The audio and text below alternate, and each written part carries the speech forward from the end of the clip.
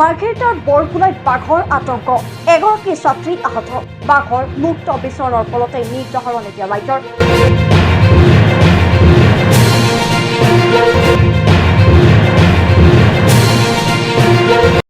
ভানুতাঁতি 6 number ward সদস্য, যিটো এই অঞ্চলত যোৱা এমাহ ধৰি বাঘৰ আতংক চলি আছিলে। বাঘৰ আতংক চলাৰ ওপৰতে গৰু ছাগলী আমাৰ এইটো অঞ্চলত 15-20টামান খাই দিলে।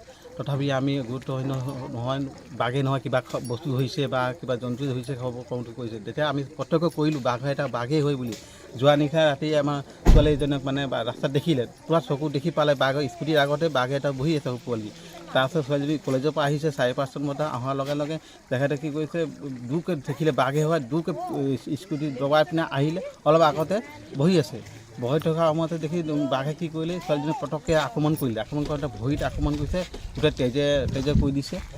লগে লগে মই মোক খবৰ দি উঠিলে, খবৰ দিলে মই ফৰেষ্ট ডিপাৰ্টমেণ্ট খবৰ কৰিলোঁ। তেখেতৰ খবৰ কৰিছে, ফোন নাই উঠা। আকৌ মই গাঁৱৰ পৰা ফোন কৰিলোঁ, লগতে DF অফিচত ফোন মাৰিলোঁ। DF অফিচত ফোন লগাৰ লগে একশ্যন কৰিলে। একশ্যন লোৱাৰ লগে ৰেঞ্জাৰ অফিচ লেখাপানী ৰেঞ্জাৰ অফিচত ফোন কৰিলে। অফিচাৰ আহিলে, আহি মোক কণ্টেক্ট কৰিলে। কণ্টেক্ট কৰাৰ লগে পাছত তাত চালে কোনখন স্পট কৰিলে, ক'ত কৰিলে, গৰু পোৱালি ধৰিছে এইটো দেখুৱালোঁ। লগত ছোৱালীজনীক আক্ৰমণ কৰিছে এইখিনি মই ধুনীয়াকৈ দেখুৱালোঁ। আৰু স্পটো কৰিছিলে স্পটো দেখুৱালোঁ। আৰু বাঘৰ খোজ সেই খোজো দেখুৱালোঁ। দেখুৱাৰ লগে লগে এতিয়া হয় এইখিনি সঁচাই হয় বুলি কোৱাৰ লগে পিঞ্জৰা ব্যৱস্থা কৰিছে। আজি পিঞ্জৰা এইখিনি আনি লগালে ফৰেষ্ট ডিপাৰ্টমেণ্ট। মাৰ্ঘেৰিটা বৰকুলাইত বাঘৰ আতংকই নিৰ্ধাৰণ কৰিছে সৰ্বসাধাৰণ ৰাইজৰ। বৰকুলাই তেলঘাট বস্তিত যোৱা কিছুদিন ধৰি বাঘৰ সন্ত্ৰাসত বিনিদ্ৰ ৰজনী কটাইছে গঞে। বনৰজাই পোহনীয়া জীৱ জন্তু খাই এক সন্ত্ৰাসৰ সৃষ্টি কৰিছে।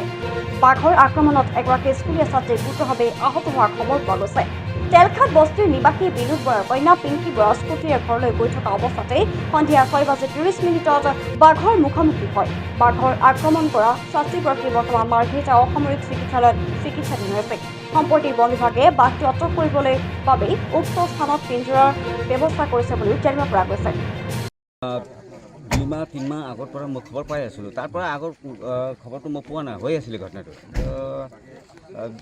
3 দিনমান হৈ গ'ল যেতিয়া ইয়াত ঘটনা হ'ল। আমাৰ গাঁৱৰ এটা সৰু ছোৱালী স্কুলৰ পৰা অহা টাইমত তাৰ বাঘটো আক্ৰমণ কৰি দিলে। তাত ভৰিতে একদম বেছিকৈ আঘাত পৰা হ'ল। তো এতিয়া চিভিল মেডিকেলত এডমিট আছে। গাঁৱৰ মানুহ একদম ভয়কৈ একদম ৰাতিটো এৰি দিয়ক, আপুনি দিনতে ওলাব নোৱাৰে। আৰু ইয়াত গাঁৱতে একদম গাই গৰু ছাগলী এটা নাই বুলি ক'লে হ'ব। চব বাঘৰ খাই কিনি চব শেষ কৰি দিলে। তো আপোনাৰ আগৰ পৰা ইহঁতৰ ফৰেষ্ট ডিপাৰ্টমেণ্ট আমি কমপ্লেইন দি আছিলোঁ। তো ইহঁতে ইমান গুৰুত্ব দিয়া নাই। এতিয়া ইহঁতে গুৰুত্ব দি কিনি এতিয়া মোক পিঞ্জৰা লগাই দিলে।